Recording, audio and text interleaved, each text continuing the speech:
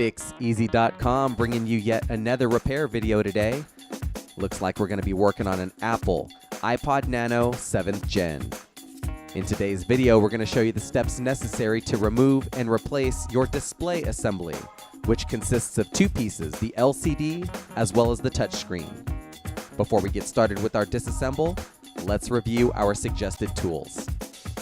Small Phillips screwdriver, plastic opening tools, a spudger, fine-tipped curved tweezers, precision knife set. Let's go ahead and begin our entry into our iPod Nano. Flipping it over, revealing our small back cover near the speaker jack side of the iPod. We want to go ahead and attack that back cover with a razor blade or an X-Acto knife for removal.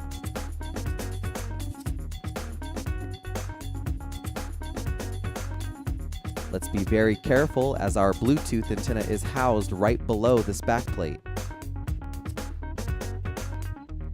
With the backplate removed, we can now gently peel up our Bluetooth antenna, not removing it completely from our iPod as it's still attached to our motherboard as well as with an internal Phillips screw. There is a black spacer right below our Bluetooth antenna that we need to remove.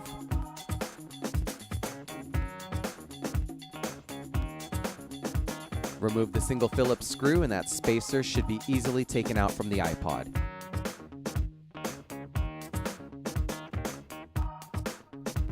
Two securing screws for our display assembly are revealed with that spacer removed. Let's remove these Phillips screws so we can begin peeling up our display assembly.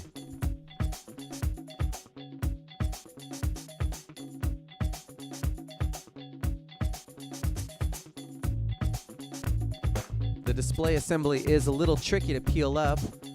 We used our spudger to assist us in prying it up from the iPod so that we can access our securing screws as well as all of our ribbon cables.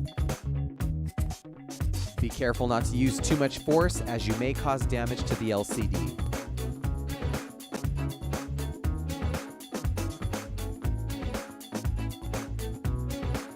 Once you have the display assembly peeled up from the iPod, you'll notice right behind the home button that there's a single Phillips screw securing the Bluetooth antenna in place.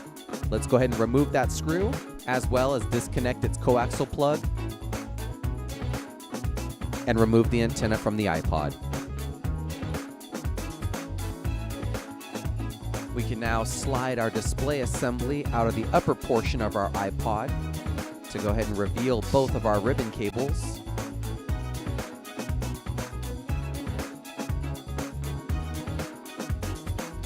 Releasing first the ribbon cable for our touchscreen and then the next one for our LCD. At this point, the display assembly should be completely freed from the iPod for removal.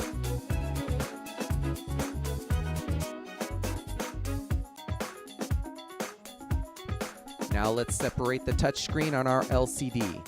We have 3 Phillips screws around the metal frame on each side of the display assembly.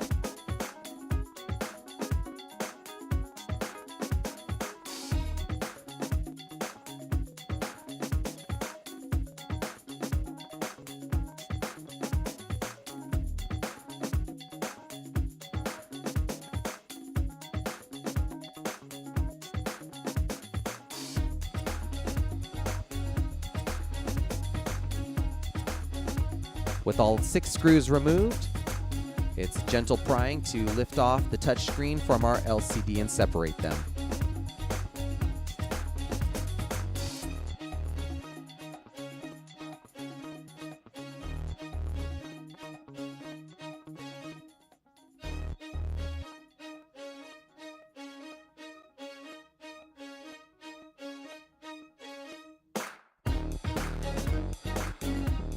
At this point, if your replacement touchscreen did not come with a home button and a frame for the LCD, we want to go ahead and peel off the framework as well as the home button so that we can reinstall it onto our replacement piece for reassembly.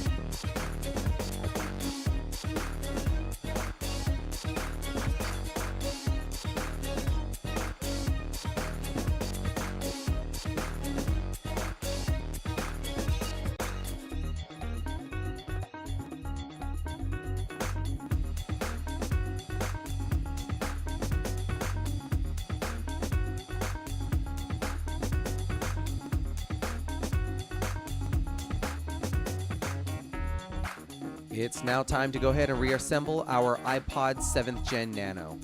Let's begin by prepping up our replacement touchscreen with our home button and our LCD framework. Let's set our home button in place, making sure we align the two dimples on the back of the button for the framework that's going to go over place of it.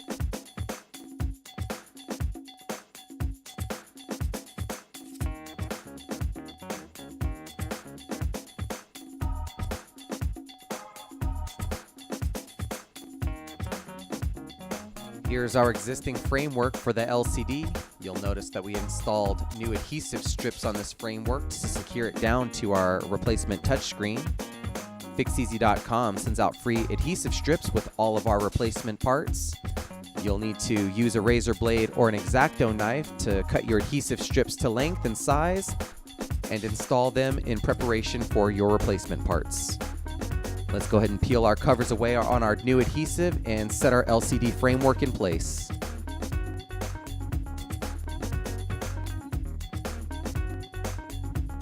Let's be certain to line up the two dimples into the holes on the back of the framework.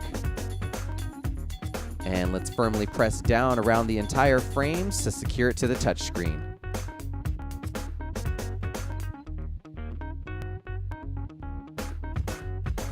At this point, we can bring in our LCD so that we can slide it in place and align our 6 securing Phillips screws to complete our display assembly.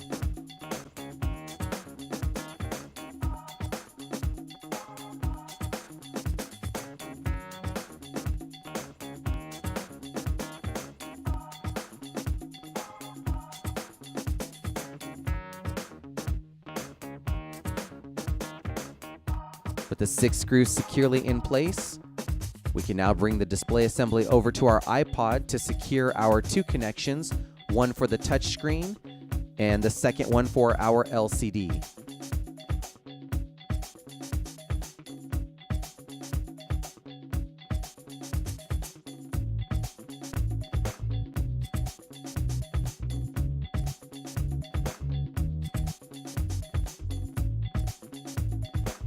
We can now reinstall our Bluetooth antenna, starting with the coaxial plug.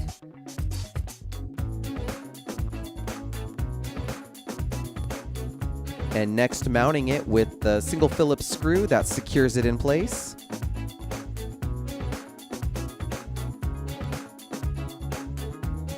With the Bluetooth antenna installed and secured, we can now slide in the top portion of our display assembly into the upper lip of our iPod, and then firmly pressing down on the display assembly around the entire perimeter, seating it flush with our iPod.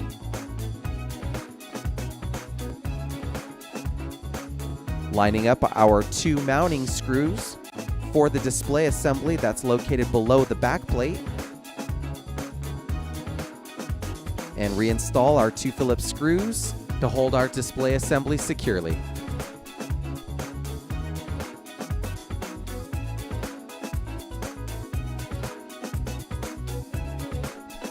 Let's reinstall the black plastic spacer that's located under our Bluetooth antenna and secure it in place with its single Phillips screw.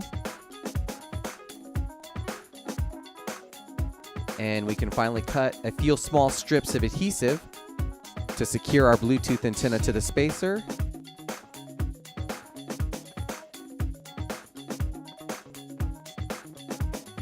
And then additionally 2 adhesive strips cut to secure the back plate on the back of the iPod.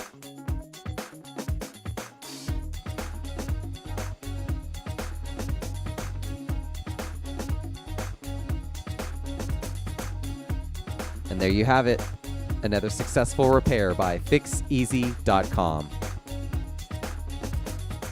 All of the parts and tools you've seen today in this video are available at www.fixeasy.com. Don't forget to subscribe to our YouTube channel, like us on Facebook, and follow us on Twitter.